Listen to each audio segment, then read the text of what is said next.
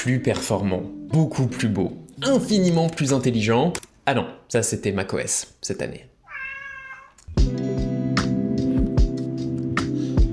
Alors oui, je suis plutôt MacBook comme mec pour le boulot et tout, mais justement. L'iPad à côté, c'est mon appareil perso juste pour kiffer, donc j'adore quand il y a des grosses nouveautés dessus, c'est juste du fun, mais pas cette année. Ouais, cette année, pas de révolution sur iPadOS, pas de Siri AI en Europe, contrairement au Mac, juste plein de petits raffinements. J'ai été un peu déçu, mais quand même. Ça fait 2 semaines que je me suis forcé à utiliser l'iPad comme mon petit ordinateur principal, et je réalise que j'ai raté un truc ces dernières années, et il faut qu'on en parle. Vous regardez Nightech, c'est Thomas, et aujourd'hui il faut que je vous raconte mon expérience avec iPadOS 27, tout de suite après un mot de notre partenaire, Paperlike. Paperlike, c'est un autre sponsor super quali, mais c'est surtout le meilleur protège-écran du marché. À chaque fois que je commence à griffonner sur iPad, bon oui, l'Apple Pencil est génial, mais le feeling du verre là, bof. C'est là que Paperlike arrive avec la 3e génération de leur protège-écran. Déjà, un système d'application facile. Enfin, je suis pas doué perso, donc merci de penser à moi. Une fois que c'est installé, c'est nickel, les couleurs sont toujours top, et le Paperlike est encore plus fin qu'avant, la vache. 0,095 mm, quand même. Ça fit les recommandations d'Apple pour garantir un bon comportement du Pencil, chose qui est assez dure à trouver quand même. Et bien sûr, le feeling signature de Paperlike, avec la texture nanodots qui imite la sensation du papier. C'est super agréable, ça protège l'iPad et ça respecte les recommandations de design d'Apple. C'est tout bon et vous pouvez trouver une offre dans ma description. Merci à Paperlike et on revient à la vidéo.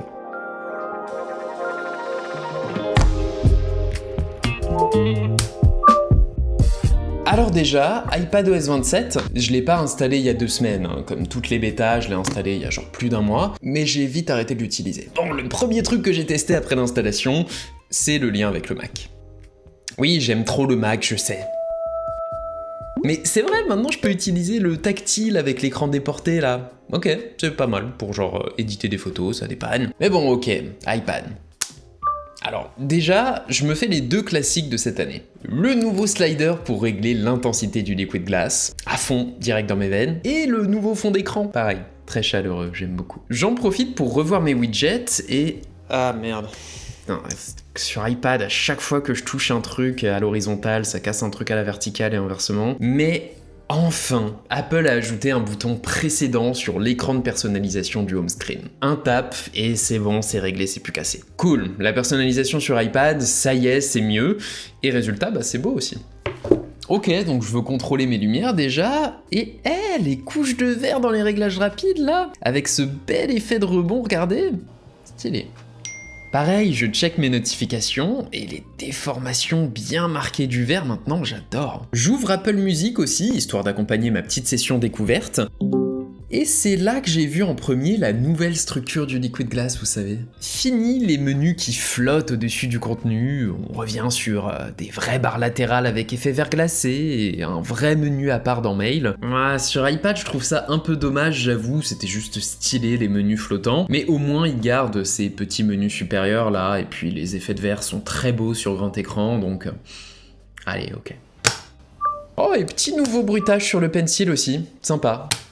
Mais bref, je continue mon petit tour, et je savais qu'il y a les nouveautés sur photo aussi. Le recadrage avec remplissage par l'IA, top, ça permet de facilement corriger un format un peu off, et la revue de perspective qui est nickel avec parcimonie, et qui peut sauver aussi. Mais le problème, c'est qu'à part ça, j'ai vu aucune grosse nouveauté, et que c'est un peu la même que sur Mac, donc à quoi bon? Ouais, du coup, le premier jour, c'est vrai que j'étais un peu déçu, donc j'ai tout de suite laissé de côté l'iPad pour me focus sur le Mac, mais quelque part, j'avais tort.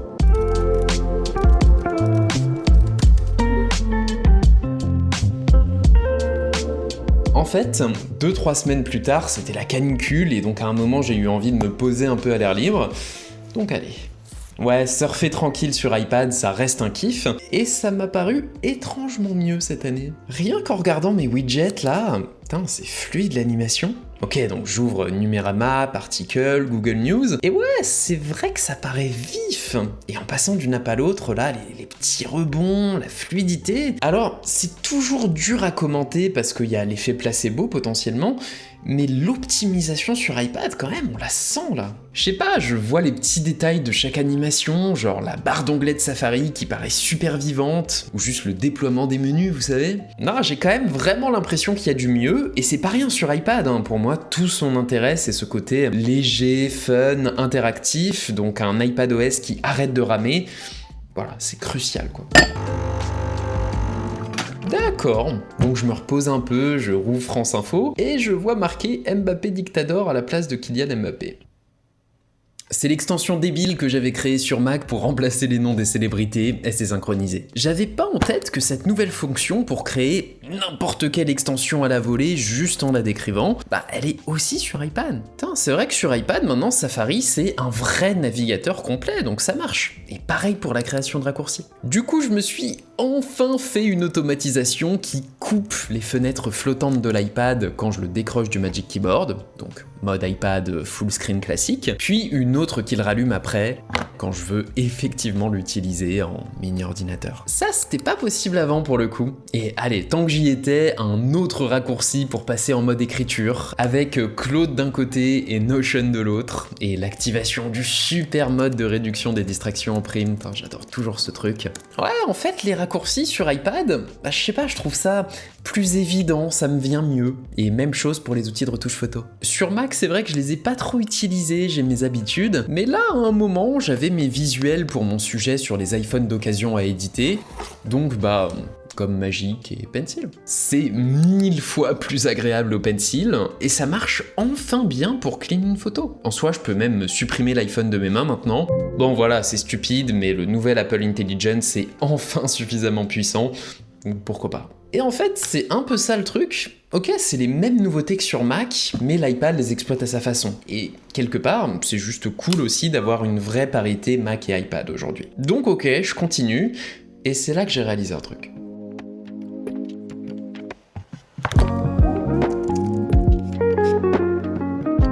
Allez, en fait, comme après quelques jours, l'iPad a réussi à piquer ma curiosité à nouveau, j'ai un peu recommencé à l'utiliser vraiment comme mon petit ordinateur perso, et je trouve que c'est là qu'il a le plus progressé en vrai.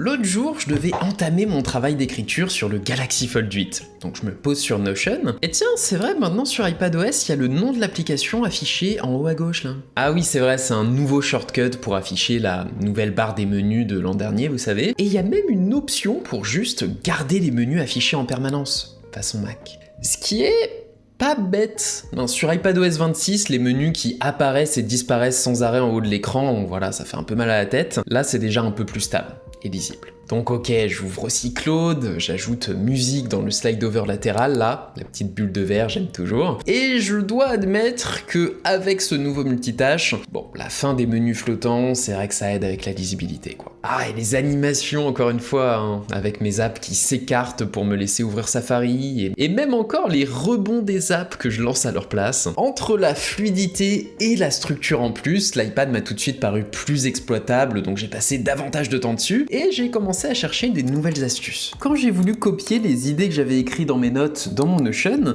c'est vrai que sur iPad, il suffit que je fasse ce geste avec 3 doigts pour copier, et pareil, dans Notion, hop, je colle. Quand j'ai besoin d'une petite info pendant mon écriture, j'ai pas toujours besoin de Claude. Je fais Globe S et j'ai Siri ChatGPT. Bon, c'est pas Siri AI, mais quand je me rate en effaçant un truc au tactile, ah putain, ça m'arrive tout le temps. 3 doigts vers la gauche, c'est l'équivalent du commande Z sur iPad, ça annule. Putain, ça je savais pas et c'est trop pratique. Et pareil à l'inverse, 3 doigts vers la droite, ça fait suivre. Et quand j'ai voulu publier des photos de mes iPods sur Threads, que j'ai pris avec mon Leica, bon, j'appréhendais un peu de le faire avec l'horrible Finder d'iPadOS, mais non. Le problème, c'était moi aussi. Je garde mon doigt appuyé, je fais ma sélection de photos que j'ai envie de garder, et hop, je les emmène dans ma galerie. Ça date d'iOS 11, ça. Je suis teubé. Et ensuite, j'ai pu faire mes edits directement dans Pixelmator Pro, hein, la même que sur mon Mac, version complète, et voilà. Et en fait, c'est ça que je reconnais aujourd'hui aux passionnés de l'iPad.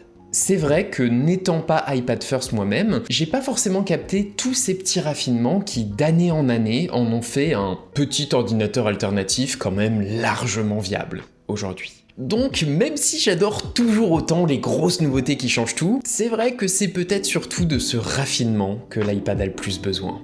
Et c'est précisément ce qu'apporte iPadOS 27. Comme d'hab, vous me direz quand vous l'aurez installé.